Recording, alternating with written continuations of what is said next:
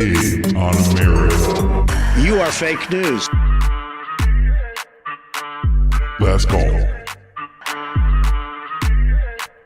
Last call.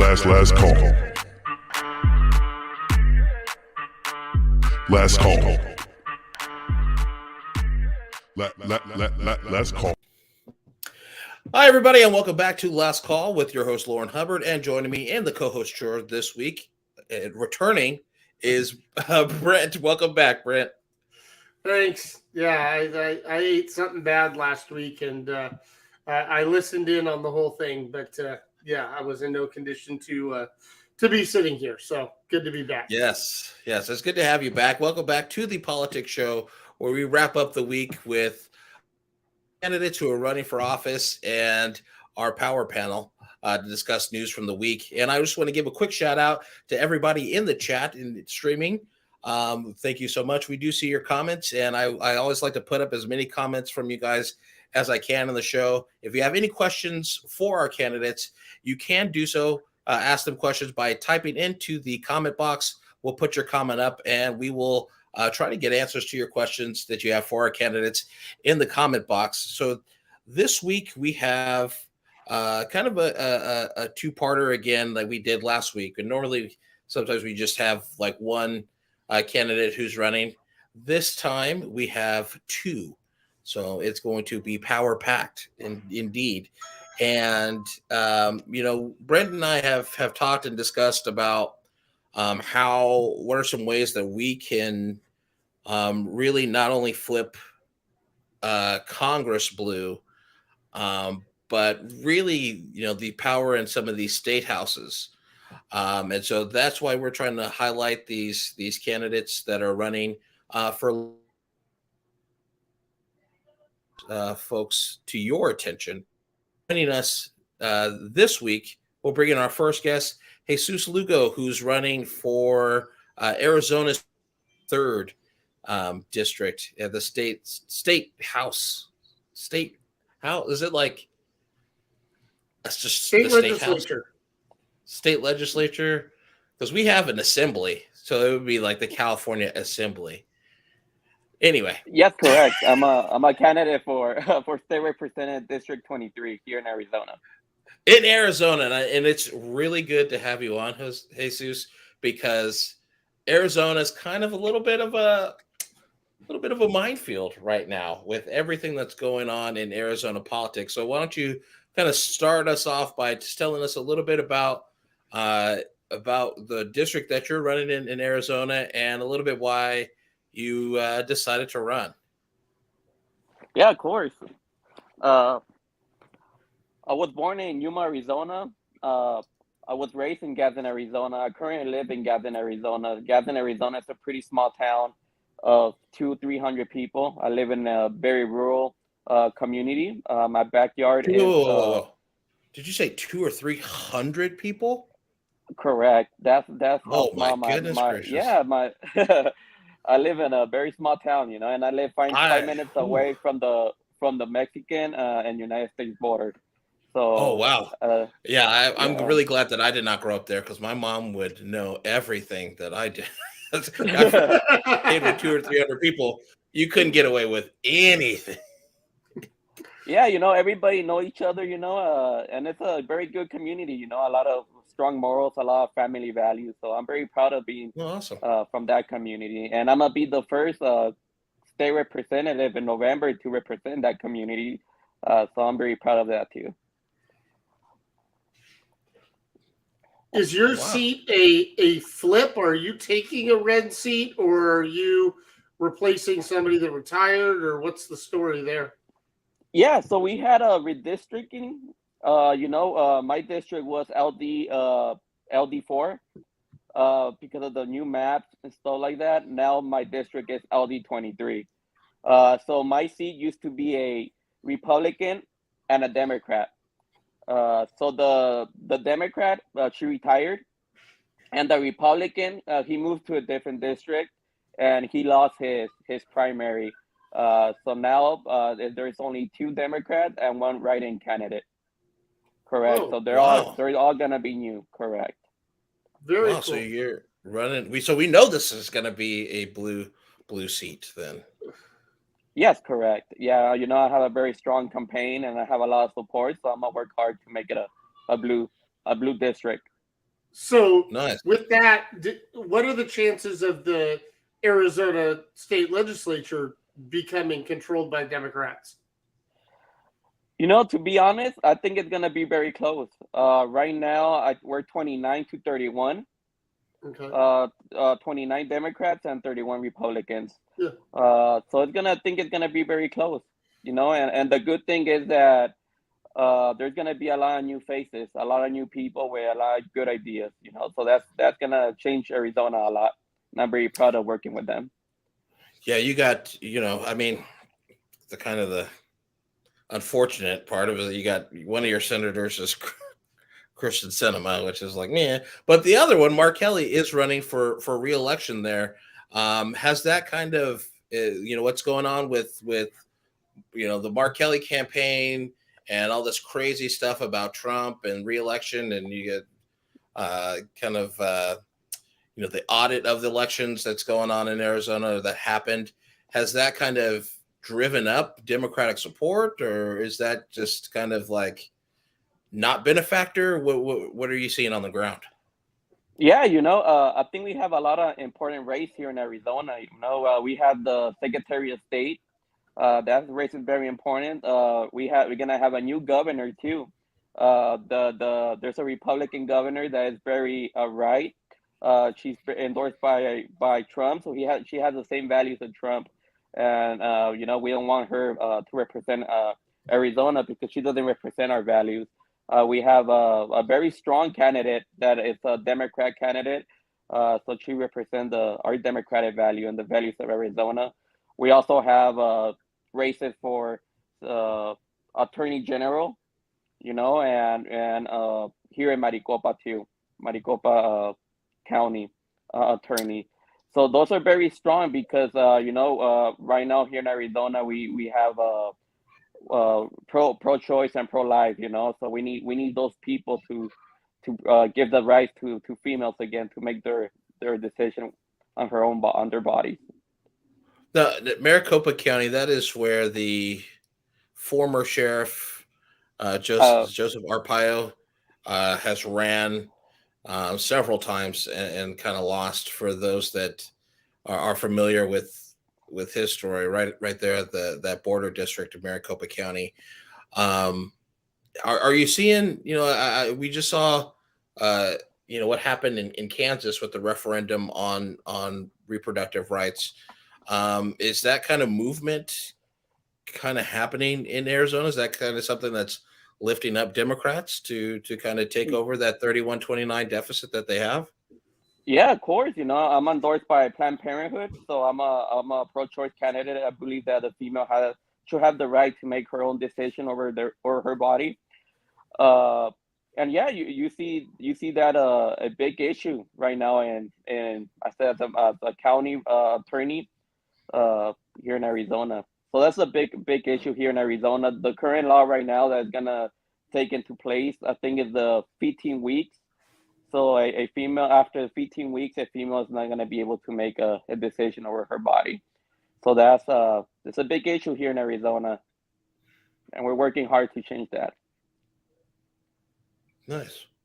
I noticed you got was the Agua in the background, and this person I kind of in my day job I deal with water at the Regional Water Quality Control Board for California. Water is a big issue for several Western states as we experience this climate change that's happening and this like really significant drought that we're going through in the western half of the country. Is that part of your platform, the things you're running on? What are some of the kind of local things that you are running on, and how have the people that live there responded to them? Yeah, I think water is a big issue here in Arizona, and we need to preserve water. We need to. I think a big issue is working together. Not working together with Republicans and Democrats, and do what is best for Arizona, because we're running out of water and we gotta do something about it. And I think we gotta take pride and stop being selfish, and do what is best for the people for Arizona. It's very important to save our water, and we need to work together and do something real quick because eventually we're gonna run out of water. Yeah, I'm wondering if you. So let's say come November, it's November 8th, the day after elections, and you have. I don't actually know if that's election day. Forgive No, me. election day is November November 8th. November 8th. Yes. Oh, is November it? 9th Okay. would be the day after. There you go. It was around there somewhere. Um, let's say it's the day after election day. You've won your election.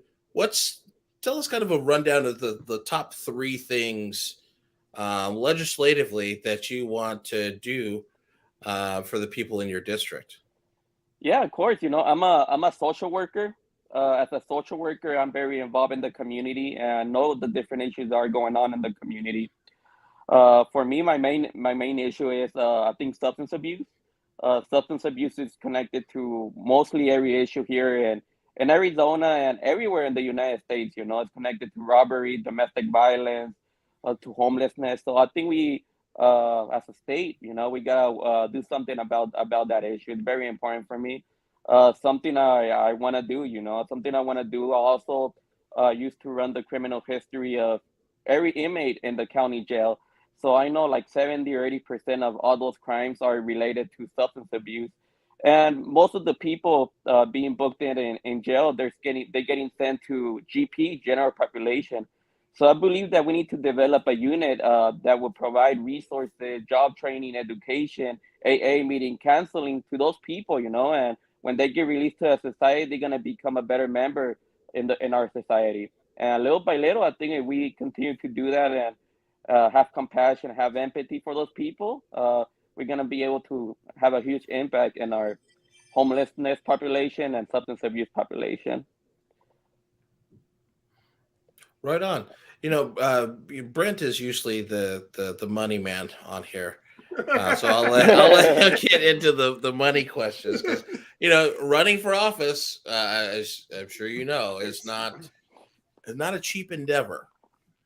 So I'll let Brent go ahead and take the next one. So yeah, how are you doing on fundraising and what are your goals and what do you need and what are your benchmarks for things right now? Are you willing to take PAC money if or are you just immediately excluding all PAC money, which is the one that I shake my head at, but just curious. Yeah, I'm endorsed. My fundraising. This always been my goal. I've been involved in politics since I was 17 years old. So I have developed my experience little by little in order for me to prepare myself to run as a candidate. And believe it or not, I have saved some money. For me to pursue my dream. So most of the money that I'm using in my campaign is my own money. And I only have received I think like $2,000 from AEA and money from AEA, that's from education, public education. Yeah. And I think that from the like Arizona a Education Association. Yeah, and just a union, union. But that's it. I'm mostly using my own money, and I'm proud of it because coming from a very rural area, most of the people from my community are very low income people. They work in the fields 8 or 10 hours a day. So I'd rather them use their money for them and their family, and I'm using, I'm glad that I was able to save a little bit of money to use it for my campaign and to pursue my goal in becoming a state representative. That's amazing. That's amazing. That's truly, that's awesome. Thank you. Yeah, because I would totally be like, if it was like me, I there's a lot of folks that have actually gotten the advice to like not do social media, don't try to do the fundraising kind of stuff, and just focus on campaigning. Like Sam, who was on our show last week, running in Arizona State House. No, in the advice Ohio. that he got. Oh, in Ohio. Ohio. Yeah. Sorry, you're going to Arizona. Yeah, Sam's running in Ohio. But he got the advice of like, don't try to do, don't even waste your time doing social media. And I think if you're going to run a campaign that you're funding yourself, just because of the district that you're running in, that social media is a free way to get your message out. And that's the name of the game is what are ways that you can take your voice and what you want to do for people and get that out. Social media is the perfect way to do that. Have you what has been your take on that? Have you? Yeah, I know you have a of Twitter, course, but are you doing like the TikTok dances like these little kids? No, I'm still not involved in TikTok, but my district's a very rural district. I'm a represent Yuma County, Pinal County, Maricopa County, and Pima County, and those counties are like 3 hours away from each other. So I gotta drive a lot. And I think Twitter, texting, Facebook, calling, those are the things that have helped me out. And don't get me wrong, I have a lot of support from people from my district. I have support from city council, from mayor, I have support from some federal support too. So, overall I have a lot of support. And I'm pretty grateful for that. Cool. Shout out to Zelda. We love you too, Zelda. No love for Brent. Well, that's great. 310, 3 hours away from each other. Brent was running for Congress in a district where it was, what was the divide? Like 6 or 7 hours. Oh, well, yeah, it depends on which way you went. But Lourin and I contrasted it one time, but I had 7,014 square miles and he had like 300 square miles. Like it was like to get from one bitter edge to the other by car, and the route you had to take, you literally had to leave Washington to go into Oregon to use the interstate in Oregon to be able to cut back into Washington, because the way that the highway structure is and how close we are to Oregon. But otherwise, if you stayed all in Washington from one edge to the other, it's like 6.5 hours. So it was, it was a heck of a thing. And then, I live kind of in the middle of it, but at the southern edge. So like you go whatever, and you're everywhere you went, you had a boomerang, to get home. Which made, it like, if I'm going to go to that meeting, that's 6 hours of drive time because it's 3 hours there and 3 hours back. So lots of things like that. But, that's part of, will you respond to that, Lourin? Yes, I will. The travel time and the effort that it takes to run, especially in rural areas, because all the maps are supposed to be made by math and population counts. And so you get rural areas and dirt doesn't vote, people do. So it gets big. Yeah, you're right. Quick. It's hard, and each district, each city has different ideas, different mindsets. So it's pretty hard, to get to try to have a common ground with each city, each people. So it's nice, it's been nice for me getting to know people from my district. Nice. So as we wrap up our time with you, Jesus, one thing that I like to do is make sure our candidates are skilled in the art of the elevator pitch. That's one thing by this time in an election you should have down pat. So just in about a minute or so, kind of give us your elevator pitch about why people should elect you as the next representative to Arizona State House from the 23rd. Yeah, of course. I think I'm a special candidate. I have a great heart. I'm a social worker, and I really care about my community. I'm doing this because I want to help people, and I think I have a great heart, and I think I'm gonna be able to have a lot of impact in the life of people from my district. And I think that's it. I think the important thing about candidates is you gotta look at their morals, the way they treat other people. And I believe in unity. I believe that we gotta respect each other's values, ideas, and we gotta be respectful and love each other.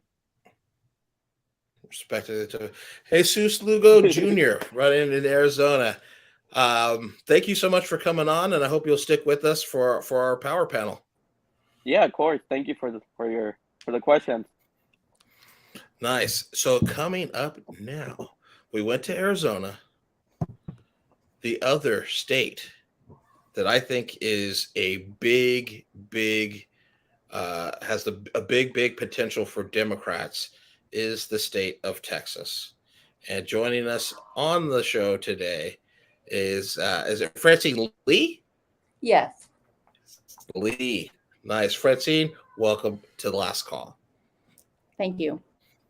How are you doing this evening? I like the background, by the way. Thank you.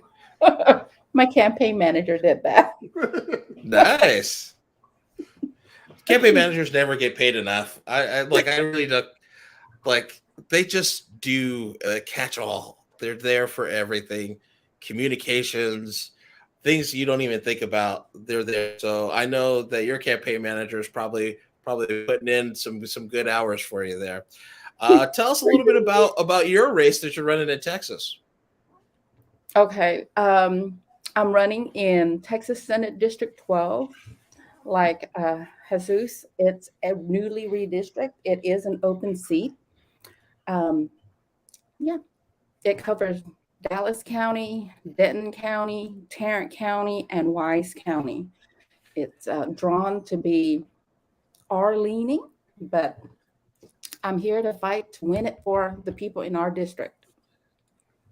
Nice. And Francine, one of the things I was really interested to talk to you about, because I know you are a first generation American, and your family is originally from Cambodia, and you're a very proud Democrat.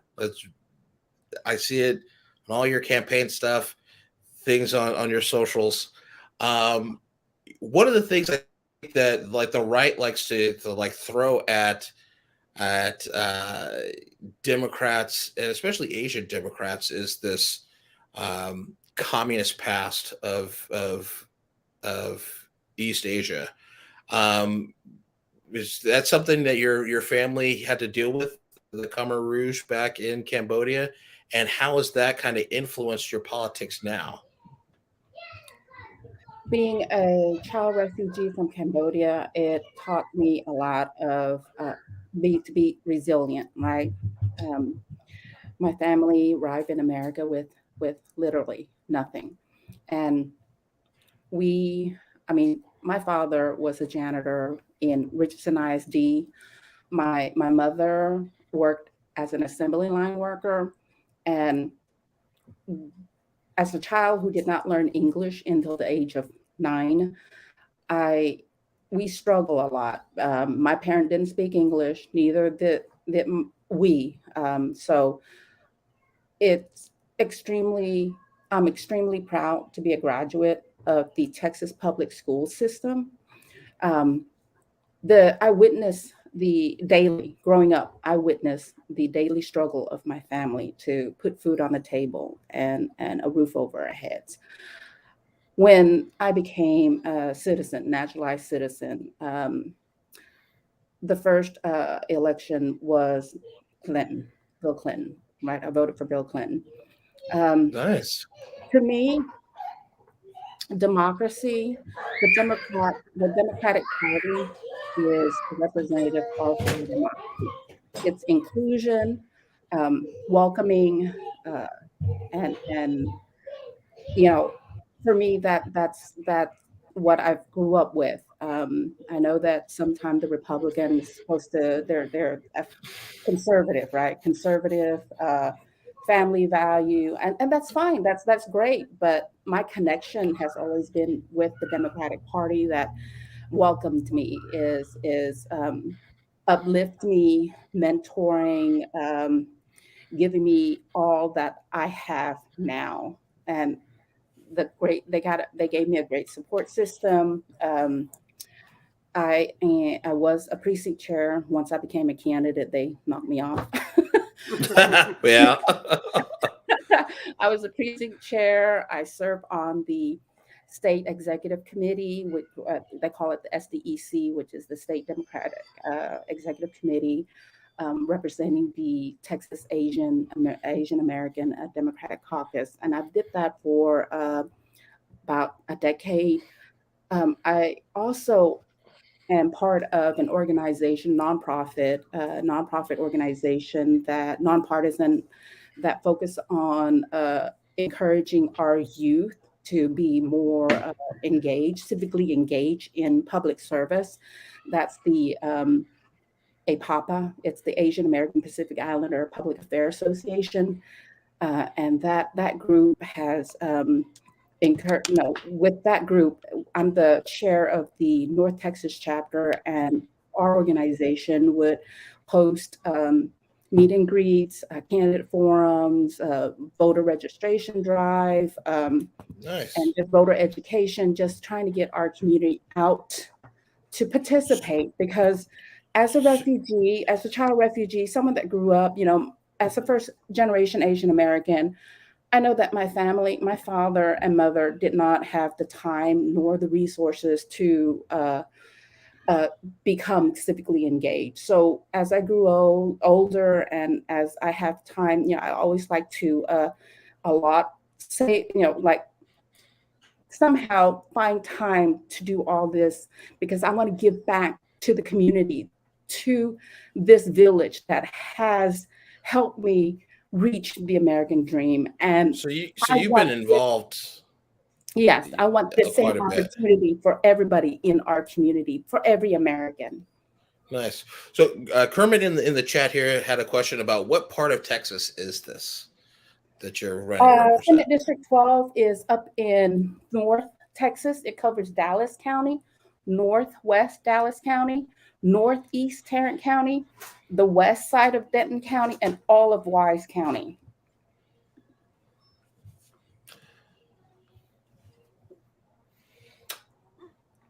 I don't Now, know. I have taken geography. I was going to say, like, are we talking, like, what's the, like, major cities? Dallas, Addison, Carrollton, Dallas, Fort Worth. Farmers Branch, Boom. Okay. Powell, and then we have, that's Dallas area. We have Grapevine, Colleyville, Euless, Bedford, a little bit of South Lake. That's Tarrant County portion. We have Argyle, Trophy Club, Louisville, Flower Mound, Carrollton, Crum, that's the Denton, and more. Sanger, that's Denton County portion, the west side. And it has a little bit of the city of Denton. Not the whole thing, but just Nice. a little bit. And then of course, all of Wise.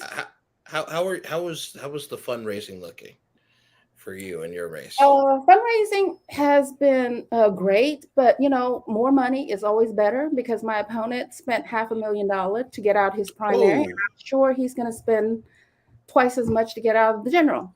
I only spent $20,000 to get out my primary, and we both have secured 70% of our respective races. So nice. You said that just so like emphatically. So like, boom. What do you? I think that's kind of like a trademark of Democrats, is like we do more with less, and correct. It's just like our like the foundation of our campaigns are always people powered. We're very, very rarely are we the ones that have this big fundraising advantage, and we're able to turn that people power into election wins. And so I have all the confidence in the world that you'll be able to do that. One of the things that I wanted to talk to you specifically about Texas politics is, we are seeing kind of the rise of Beto O'Rourke, who's running for governor there. I've seen a couple folks who were consider themselves conservative and saying like, I am conservative. I voted for Donald Trump twice, but I am now going to vote for a Democrat because they're not talking about left or right. They're talking about issues that I care about. That talking about putting food on my table. Is that kind of your approach to talking to people in the district, or how are you dealing with that interaction with your potential constituents? I find that everybody are in agreement that we want common sense legislation.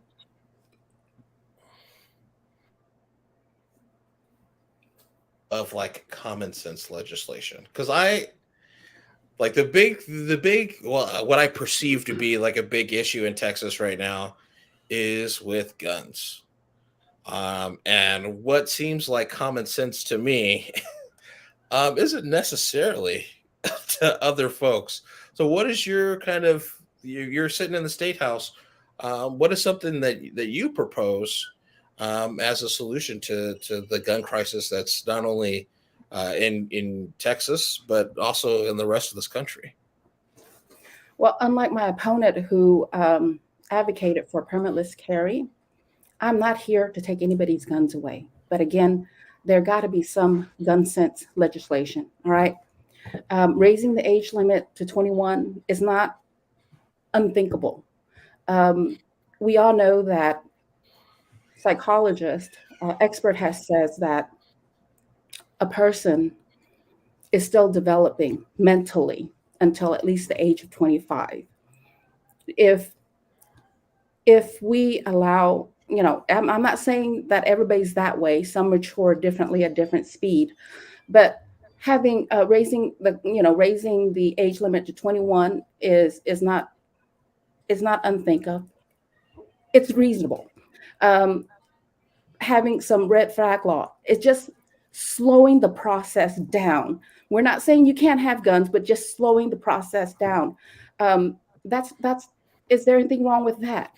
We're just trying to save lives, and alerting police and vetting, that is nothing wrong with that. Yeah, that's one of the common sense things, right? Like I would think it's common sense if you are a domestic abuser and or you have been deemed mentally ill and your case has been adjudicated in a court that yes, you are mentally ill, that you can no longer have these things that kill people, is very common sense to me, and I would support that kind of notion.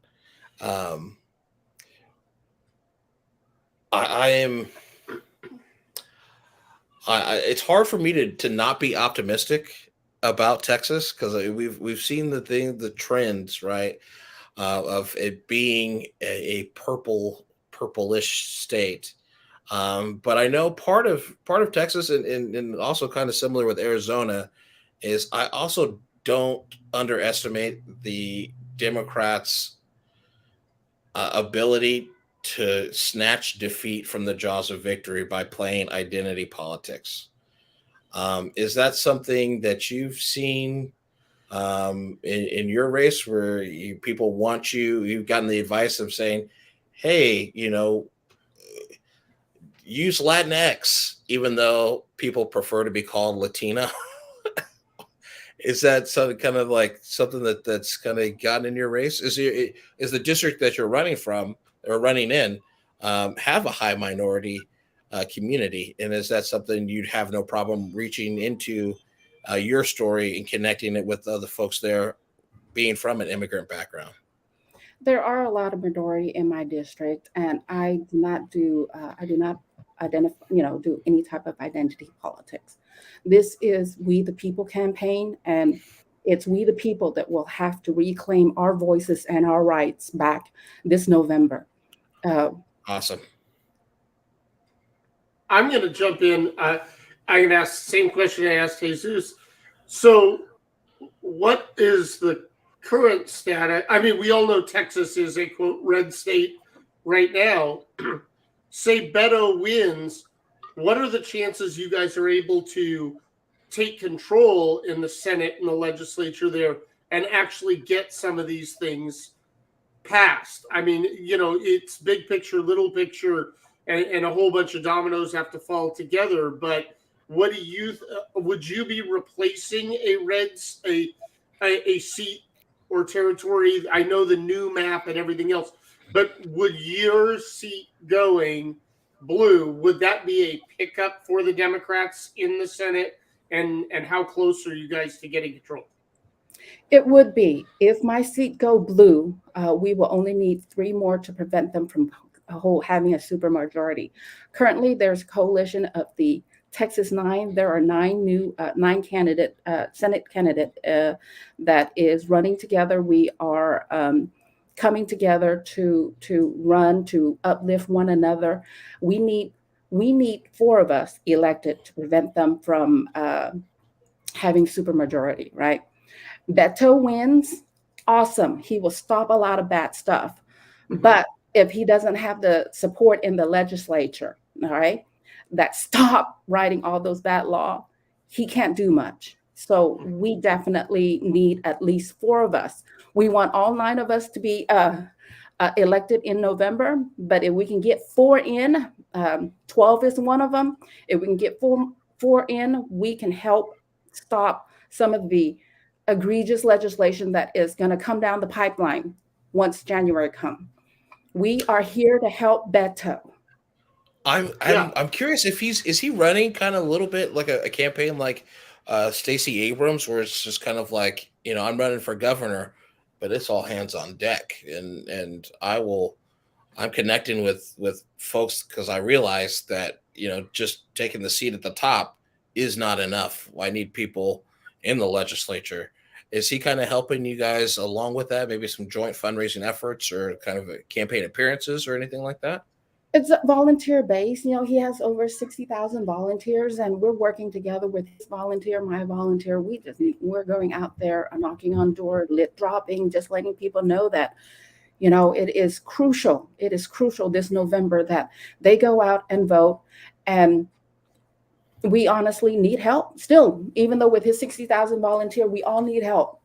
So every voter, it's a big state.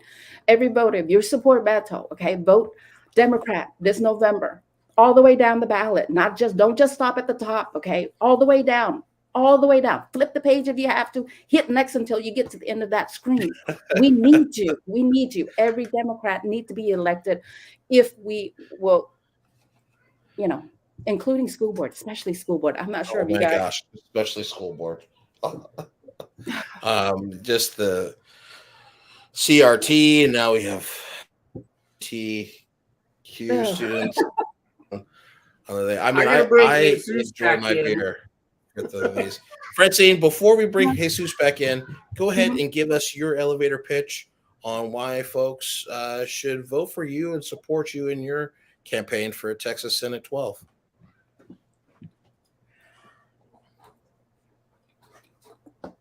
So, as you know, I am a first-generation Asian American. We came to America. We arrived in America with nothing. Through all these times, I saw the struggle of my family. We're from an everyday working family. We came here with nothing. Literally nothing. People think nothing. There was no English. We did not learn the language until we got here. We had no money. We had to evacuate and left everything. And for me, as a mother of 4 from a working family, as an experienced grassroots leader, as a former legislative staffer, as a certified court manager, I know that I have the temperament, the experience, the knowledge, the skill, the ability to stand up to the corrupt GOP and the Texas Senate. And when elected, just know that every decision I make is going to be based on the needs of our community. And as I said before, it is this village that has helped me realize the American dream. And I want this same opportunity for every American in our district. We are a people, we the people campaign. So, It's for the people, by the people, and of the people. And I'm not going to turn down money. Okay. Brent had asked Jesus moments ago. Okay. I'm not going to turn money. Okay. You want to give me money? I will take it. But understand, the people in our community is who I work for. They got the right to fire me. And currently the current leader, the GOP leader, tend to forget that. We are the voter. We can fire you. So if you hire me, you got the right to fire me. Thank you. I'm with you. I used to tell Lourin, I told multiple, I'm like, if the NRA is dumb enough to write me a check, you're dang right, I'll cash it. I'm not going to work for them, but I am not going to look at their money and say, go give it to my opposition. No. Yeah. Just Bring it on. put it in the bank. Put it in the bank. Yes, Okay. I will take it. Come, I'll take it. I'm not going to turn down any money. See? Woman Yes. after my Okay, heart well. here. Okay. We'll agree to disagree, I guess. Oh, yeah. Let's bring back Jesus back into the show here, and so let's introduce the first topic to our panel of candidates, and that is the big news this week that I know I've been waiting on for years, and that is the White House and Joe Biden. President Biden announcing student loan relief for borrowers who need it most, canceling up to $10,000 for student loan debt and up to $20,000 for students that receive. I think this is a win for the Democratic, not only Joe Biden, but the Democratic agenda. Let's start with Francine. What was your take on the news this week? I love it. Okay. Nothing wrong with that. 2 thumbs up. Jesus? Yeah, I love it, and I fully support that. I think we got reward people for getting education, I believe that education's got to be free, and I think we got to reward those people, and that's going to have a huge impact on the people from my community and people from the United States. So I'm really proud of what's going on. A lot of people are struggling. A lot of people are going to start paying monthly payments for their student loans, and now they're going to have more money for their family. So I'm really proud of that. Yes, excellent. Brent, what was your take on this week? You always got it. Yeah. I think it was a great thing. I just don't think it's the amazing, I think its effect will be short-lived. I wanted to see them at the same time make federal student loans 0% interest and to cap the fees for why can't I think of the term right now, the servicing fees to like $20 a month, whatever, and that the federal government would pay those loan servicing fees over whatever, and that you could go to your state college, you go to community college, trade school, you could go to Harvard, you could go to Yale, and you wouldn't pay back $1 more than you took out. And I think long term, that's what we have to go to. I also think long term, we need to make community college and trade schools heavily subsidized to where there's virtually no cost to be able to go from high school to something that's going to step you into at least the beginnings of some form of a career. I am scared. And yes, the White House is throwing shade now at Marjorie Taylor Greene and some of these other people.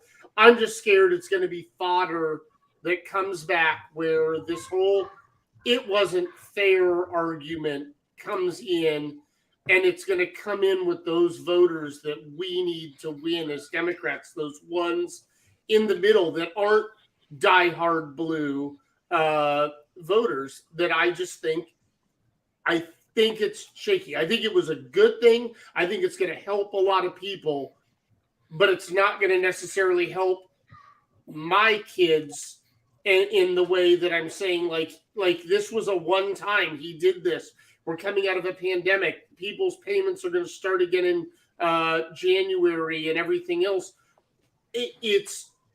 We've dealt with this, but we still need to fix the system and running around and just saying, well, we did that and it helped $300 billion worth of debt is huge and great. I just wish it would have been announced with some other items that were really addressing how we got here. Because just once every 50 years, throwing something out there to say, oh, well, we helped it for this chunk of people without addressing the problem just says we're going to be there again. Right. Yeah, I too. I think it's like I take your approach to it incrementally. I think it was great. I think the foundation being set, loved it. I mean, partially because it helps me, right? But I just think it's just the message that it sends is that, like, you know, for a long time we have seen in this country, it's almost like in conservative America, people can get all these tax breaks to the tune of billions of dollars. They can get their government loans forgiven to the tune of billions of dollars because it's this view that if you have money, that you're worthy of that money and that government isn't bailing you out. It's just, you know, you're going to pay it for later on down the road because you have some worth. And that when we, you know, do anything to help lower and middle income people, the view is like, well, you don't have money because you don't have worth. You don't work, you don't produce anything. And I think we are now seeing this, the vision of the federal government saying, I see you and we want to help you. You know, because, you know, we get into this talk of fairness. You and I spoke yesterday. You know, my grandfather was a World War II veteran. He came home. He wasn't allowed to get the government benefit of a GI loan to go to school and get that education. Was that fair? No, definitely not.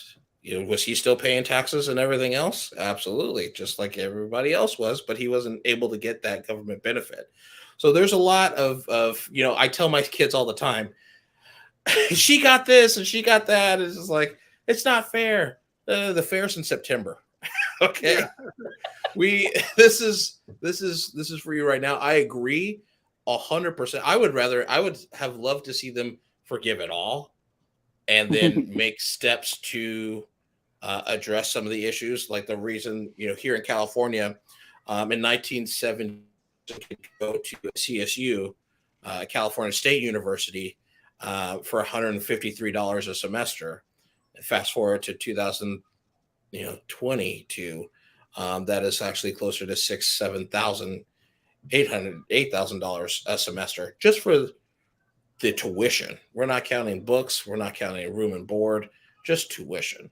And I would have loved to see us kind of address some of that. And to your point, I think there's ways that we can get to fixing the crisis to where it does have some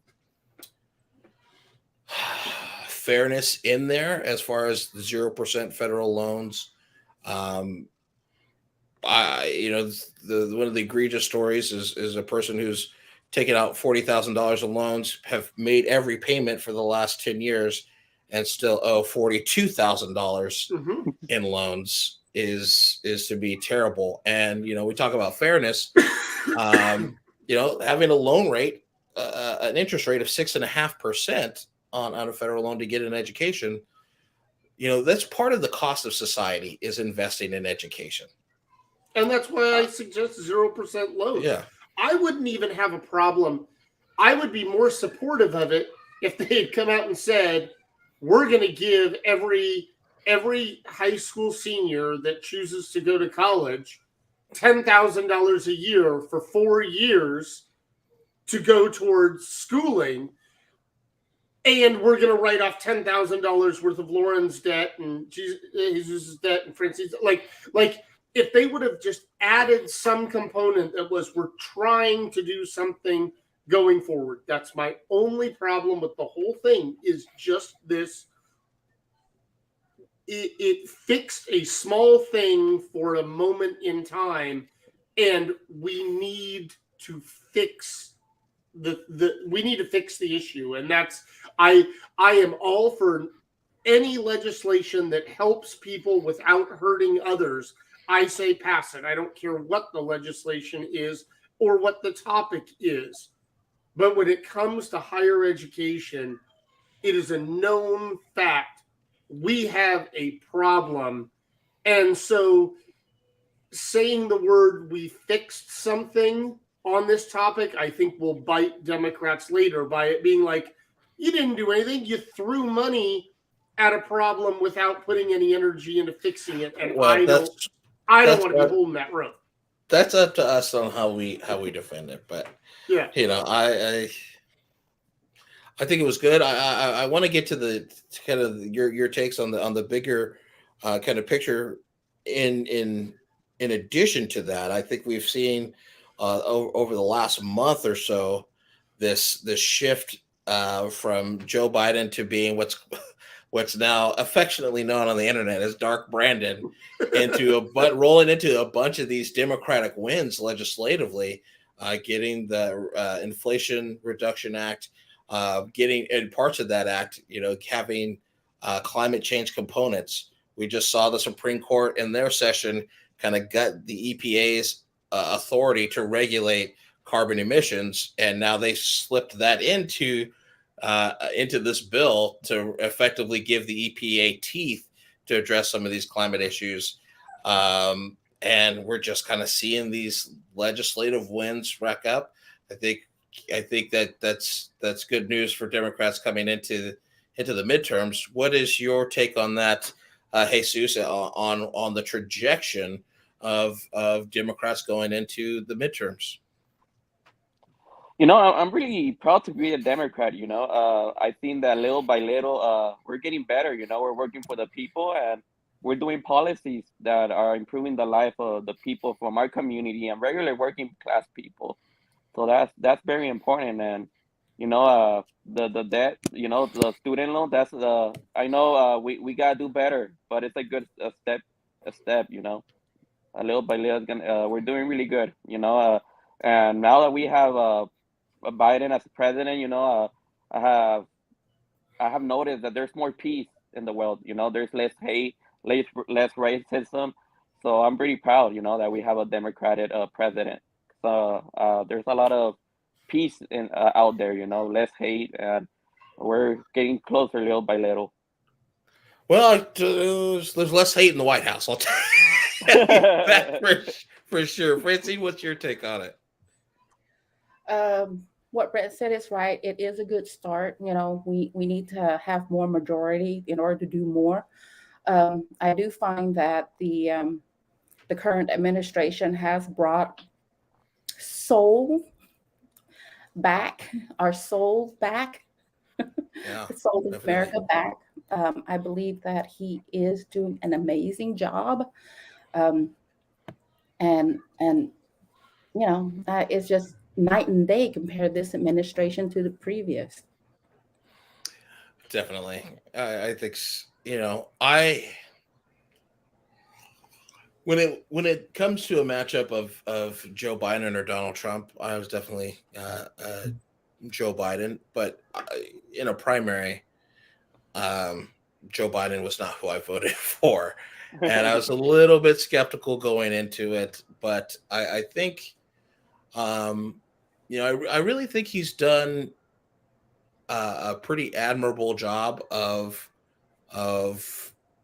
being this kind of senior statesman of not only leading a Democratic Party with various agendas and opinions and wants and desires, but part of legislating and being such a Big Tent party, as we like to describe Democrats as, is not everybody gets everything that they want. So while we're sitting here talking about a critique on a Monday morning quarterbacking this decision coming out of the White House for student loan forgiveness, I think it's kind of, it's the King David splitting the baby, or maybe that's King Solomon.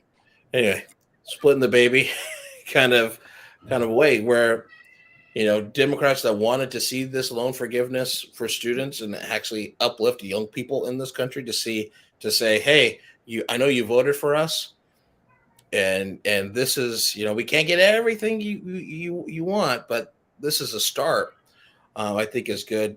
The other news kind of happened recently on Friday. I was sitting in the hospital with my wife. She had surgery on Thursday and was sitting in recovery on Friday. And we were just sitting up watching MSNBC, and I was flipping through, kind of watching the news and seeing a red arrow on the ticker on the bottom for all the markets going down. And it came at word of the Fed proposing to keep interest rates not only at the level that they're at, but potentially another rate increase.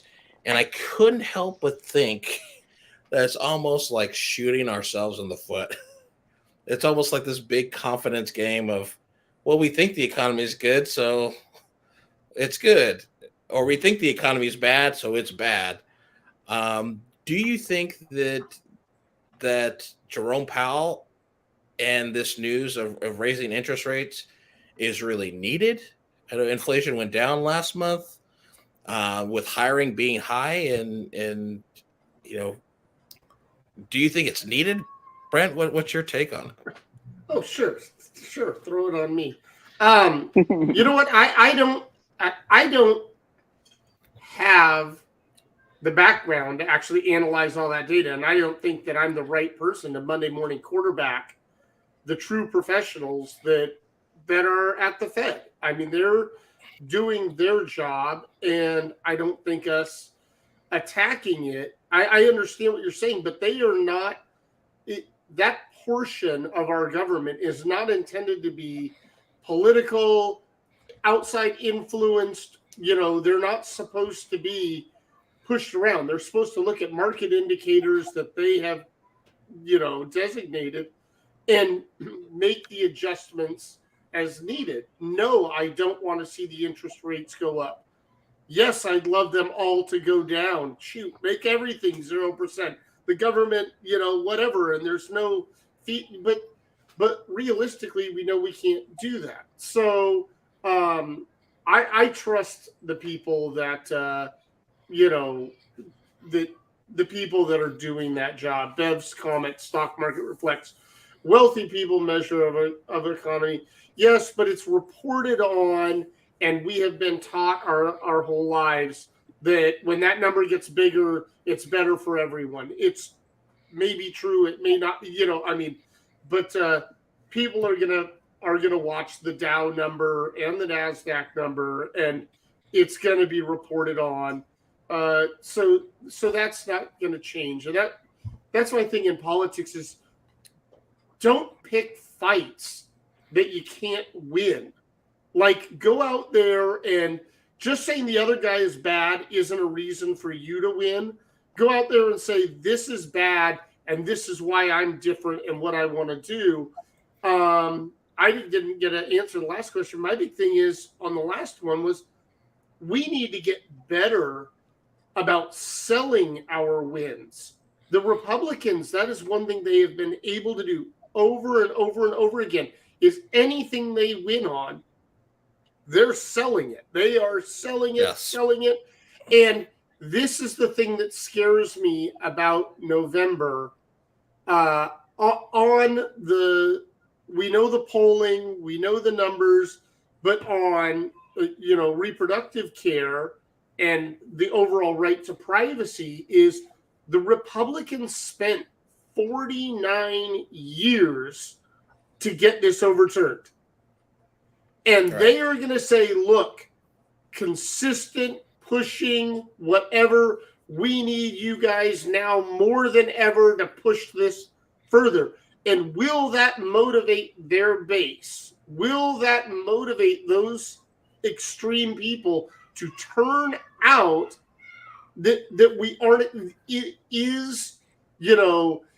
is this, because it's not going to be Kansas in every district all the way around. And you can even look at the Kansas map. There was 2 big counties that managed to pull that off. Again, dirt doesn't vote, but over the spread of population, that it didn't. And so these things, I just get scared with Democrats saying, "Oh, we've got Dark Brandon. He's doing this and he's doing this and he's doing this, and now we get a cruise on to November and we're going to do good." That's when I think that we shoot ourselves in the foot every single time. Yeah. We get on cruise control because that's where we should be. Is we're just legislating and doing good things, and the Republicans are running their narrative, and then it's like, why did we lose power? Where do we go? And it's us tripping on our own victories and tripping over our own 2 feet.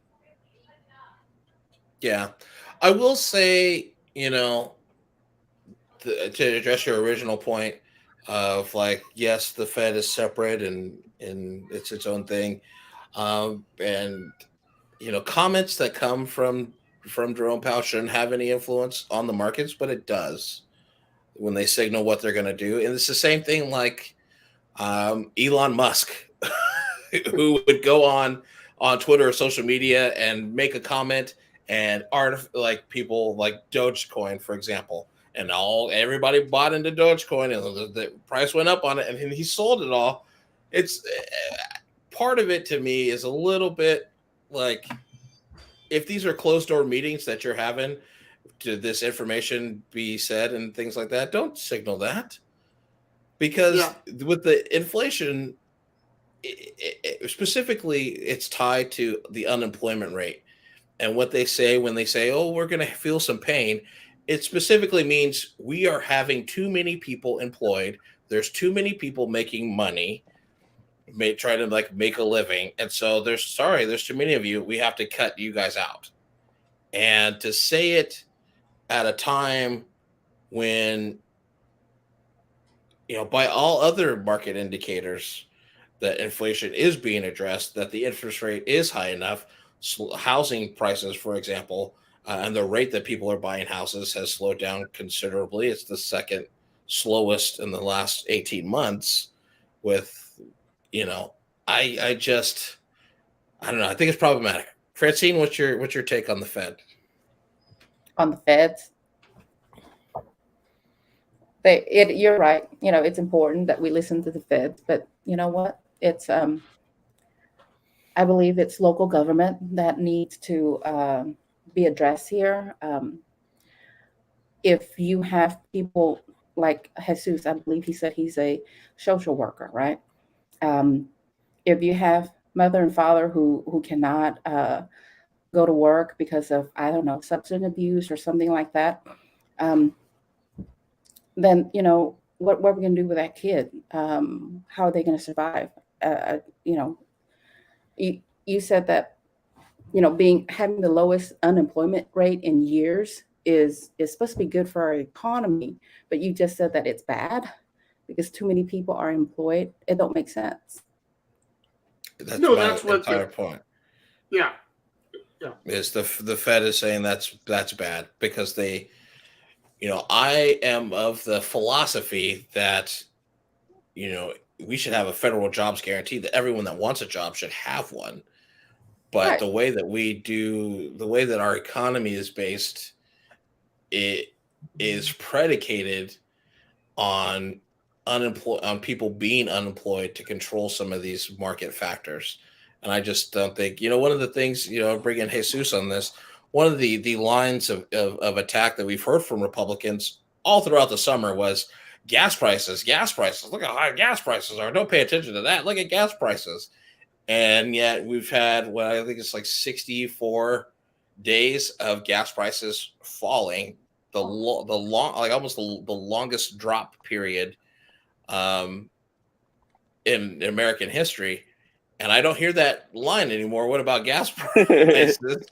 but it's not a point of attack from Republicans. But Jesus, what are the people in your district kind of still feeling? Are they still feeling the pinch at things at the pump or buying milk? That's what are everyday people in your district kind of feeling when it comes to the economy? I think that was it was a big issue a couple of months ago. I saw a lot of stickers in the gas station saying of Joe Biden. I did that and stuff like that. And little by little, things have come down. I see a lot of happy people here in Arizona because gas is super cheap. And I think I think we gotta stop being selfish too. We buy a Starbucks coffee that is $7-8, and we don't complain about that. But you complain a gas raising to 5 cents, 10 cents, and now the world is upside down. So okay, second to last story that I wanted to bring you guys in on the panel was this news of a redacted affidavit about the Mar-a-Lago raid and the documents found in this. Brent and I have a ongoing. I'm gonna take it down to a $50 bet. But I think Donald Trump is going to get indicted by December, by Christmas. I think it's going to happen. I just feel it. I just feel it in my bones. The more news that we get out of like him saying, "I don't have these documents. The FBI planted them," and then, well, they didn't plant them. I had them, but I declassified them, so it's not bad. It's just every day it changes, and I think you missed the middle step where the FBI had planted them, but he wanted them back.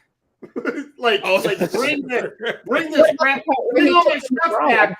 But I know the FBI planted stuff, but I want my stuff back. So bring them back. Bring it all back. It's like if the FBI planted it, you wouldn't even like. It's just getting not happening in this year. It's not happening. It's getting weirder and weirder, and now we're finding out that there's sensitive human intelligence.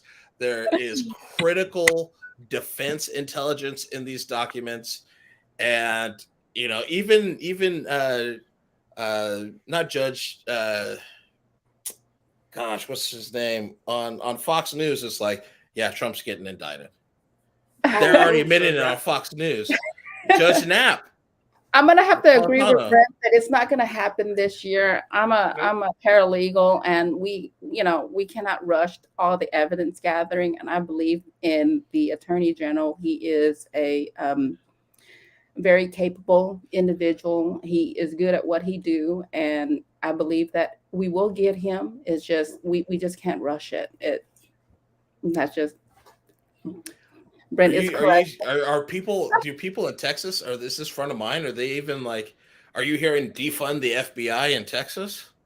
Oh my gosh, we do not hear. We've called this. Stop it.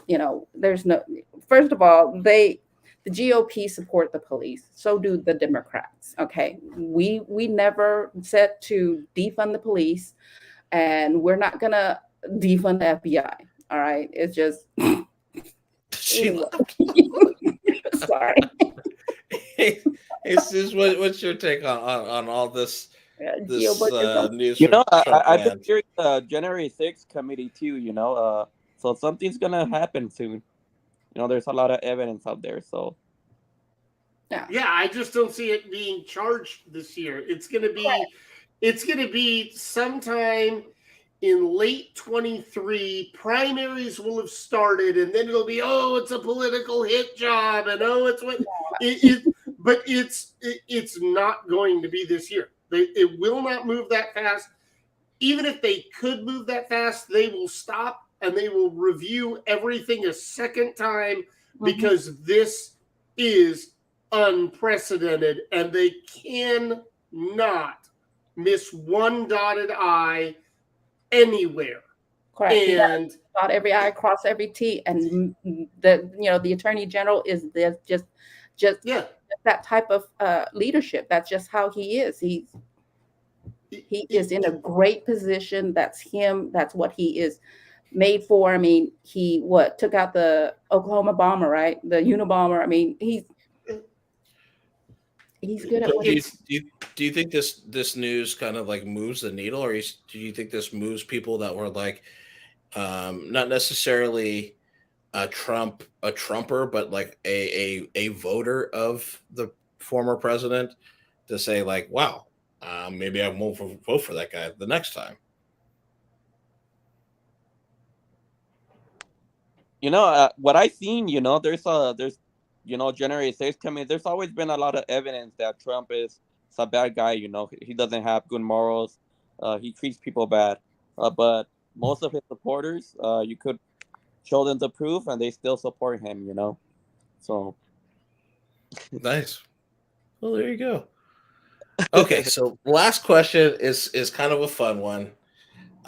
So we all know a few weeks ago, I guess it was like a month ago now, we had one of the largest lotto jackpots at $1.34 billion. That prize has still yet to be claimed. If you woke up and checked your mailbox and you saw the winning ticket for that $1.3 billion, what is the first thing that you would buy with it? Let's start with Jesus.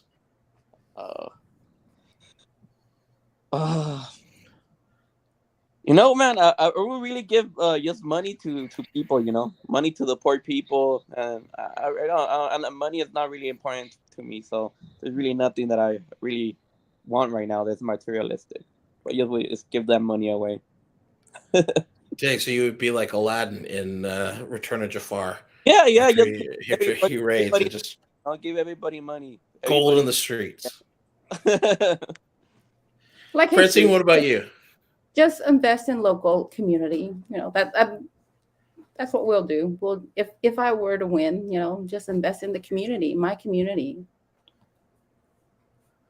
Brent? I'm sorry. I already know what boat manufacturer I'm calling to order my boat from. I mean, I'm sorry. I will be calling them to get the order secured before I even tell my wife, like, this is that. I also will immediately put $100 million into a congressional campaign fund and then broadcast that out that look at the self-funded $100 million congressional candidate. Don't come at me with, you don't have money to run a campaign. I've got 10 times the amount of money that anyone's ever raised in a congressional campaign sitting right there, and I'll light it on fire because I got 600 million of it more sitting over there. No, I would definitely do things to help community and to help programs that are essential and everything else. But yeah, you're dang right. I'm buying a few luxury things on my way to that, but I would still absolutely be as diehard, as loud, and every bit as active as I am today for these causes, for Democrats, for the overall. I don't care if I had to spend 70% of it on federal taxes, and you get, what would that be? You get $450 million after taxes if the federal tax rate was that high. Oh well, it's okay. It's a matter of, no, I would do good things, but there'd be some luxury on the way. Yeah, me seeing myself, I already know. There is Adventures by Disney has a new trip that's really only for the ultra wealthy. It is literally a trip around the world. 100,000 a person. 24 nights. Trip around the world. You start in LA and go to every Disney park around the world, including some places like Cairo and some other places in Europe, and then you end right back in California. $100,000 a person. I am taking myself, my young ones, my wife. Will probably take her parents, and then probably 6 or 7 other people, just to enjoy the Hennrich. Definitely on the top of my. And then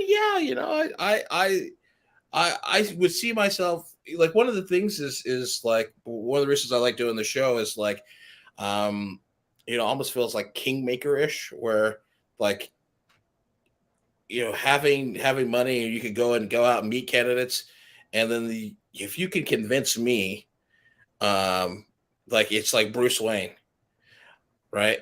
One fundraiser with my pals, you'll never need another one, because as much as we talk about people power in these campaigns, they do take money. It does take money to make campaigns run. It takes, especially for Democrats, because I had like an intern, and we gave him $1,000, but I feel like interns should be paid. Just like little things.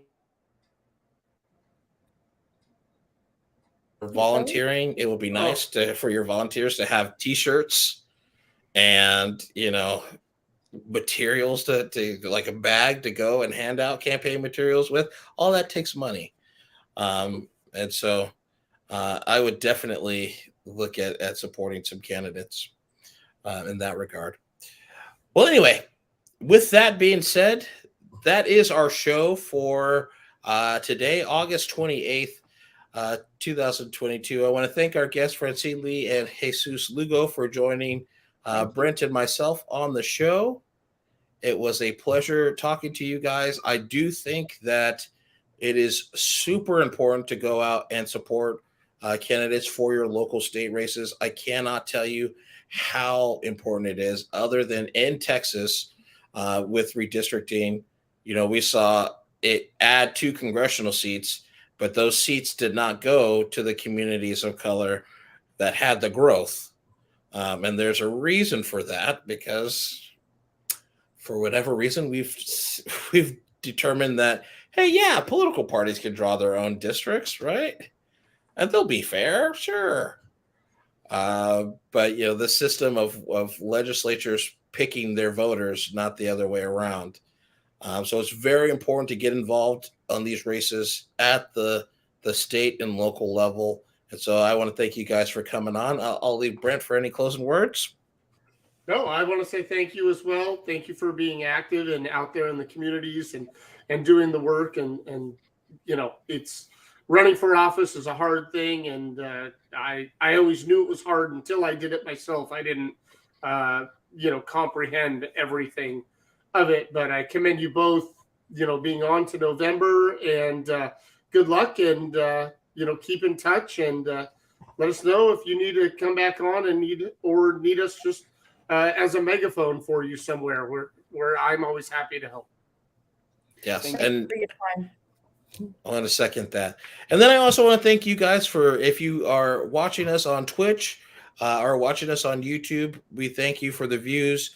If you have not yet subscribed, go ahead and click the subscribe button. That helps us get the show out.